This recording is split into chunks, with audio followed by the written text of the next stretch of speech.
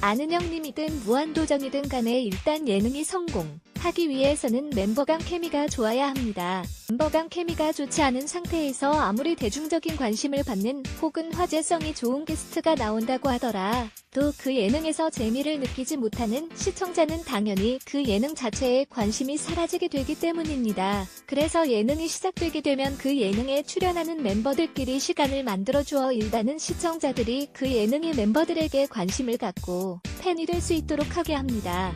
아는형님에서 이상민의 역할은 다른 예능 프로그램에서의 역할보다는 분명히 소극적입니다. 그렇다 보니 이번 회차에서 보면 알 수 있듯이 김영철에게도 밀리는 모습을 보여주는데 그러한 김영철과 이상민의 역할 역전이 위화감이 생기지 않고 오히려 재미있다고 느껴지기에 아는형님에서 한 명도 빠지지 않았으면 좋겠다는 말들이 나오게 되는 것입니다. 이러한 최고의 팀워크가 있는 아는형님의 정혜성과 박세영이 게스트로 출연을 하게 된 것입니다.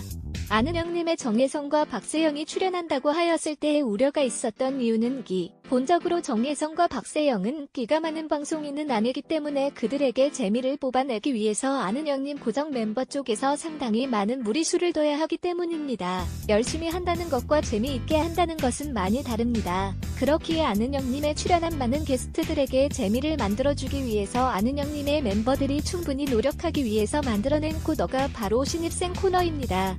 초반 신입생 신고 때에 아는형님 고정 멤버들이 군부를 계속 피우는 이유는 일단 시청자들로 하여금 새롭게 들어온 게스트들과 친해질 수 있는 계기를 만들기 위해서이며 아는형님의 멤버들과 게스트들이 어떠한 측면에서 맞출 수 있는지에 대해서 서로 합을 볼 수 있기 때문입니다. 그런데 그 안에서 수줍어하는 모습이 보이거나 실질적으로 재미가 느껴지지 않으면 아는형님 전학생 코너 자체가 뭉개질 가능성이 크게 됩니다. 정혜성 같은 경우 뭐라도 하기 위해서 노래를 부르라고 하면 노래를 부르고 춤을 추라고 하면 춤을 추기도 하지만 그것이 눈에 확 띄지는 않습니다. 여기에 박세영 같은 경우는 시키면 하기는 하지만 소극적인 아이라고 느껴질 정도로 방송에서 자신을 드러내는 것에 부담을 느끼기 때문에 그에게 뭔가를 시키는 것 자체가 잘못된 행동을 하는 것 같다는 느낌을 갖게 됩니다. 그렇기에 아는형님 전학생 코너에서는 재미가 별로 없다고 느껴진 것입니다.